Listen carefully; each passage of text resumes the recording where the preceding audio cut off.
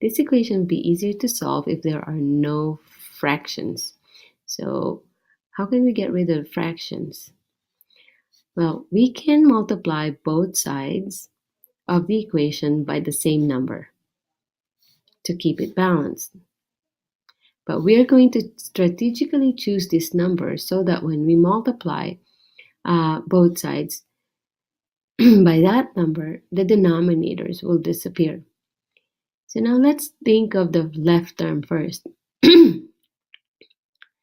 Since the denominators are 3 and 2, we can multiply both sides of the equation by 3 times 2, which is 6, and we can make it 6 over 1.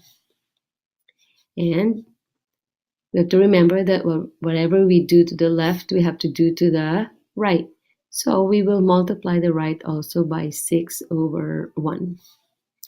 So now this becomes 6 times 2 is 12 over 1 times 3 is 3, x squared, minus 6 times 1 is 6, over 1 times 2 is 2, equals 6 times 3 is 18, over 5, x squared, plus 6 times 3 is 18, over 4.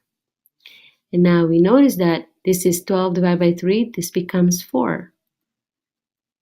That's whole number already, minus 6 over 2 is 3, equals 18 over 5x squared plus 18 over 4.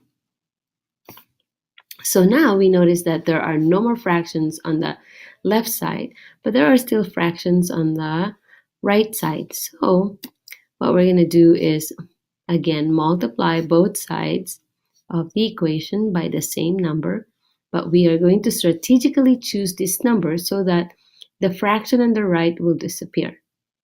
And that would be, what's that number? That number would be 5 times 4. So we can have 20 here. So times 20 on the right side and times 20 on the left. So now we'll have 80x squared minus 60 equals 20 times 18 is 360 over 5. We can put a 1 underneath this. Or we can do this first. 20 divided by 5 is 4. And 4 times 18 is 72. So we can do that. 72x squared plus 20 divided by 4. So instead of multiplying 20 by 18 first and then dividing by 4 after, we can divide by 4 first. So divide 20 by 4. 20 divided by 4 is 5. 5 times 18 is 90. Now no more fractions. So now we want, I forgot the x squared right here. So now we want to isolate the x squared. So we are going to subtract 72x squared from both sides.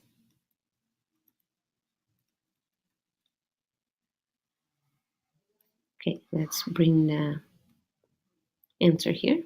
So we're going to have 8x squared minus 60 equals 90.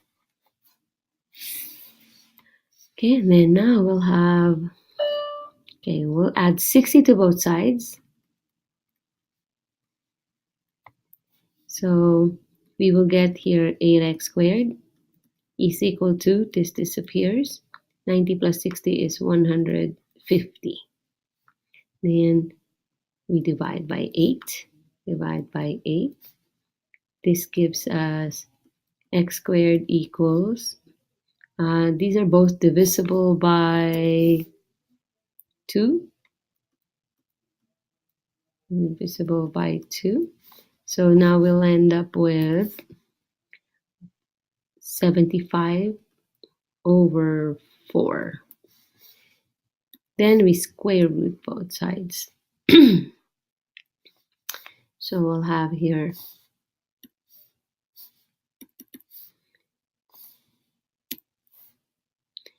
x is equal to plus or minus square root of 75 over square root of 4.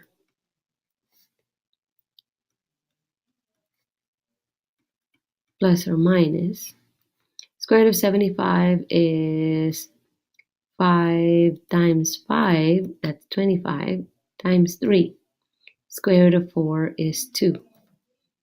Okay, and we'll have here x equals, we can bring out a 5, square root of 3 all over 2, plus or minus.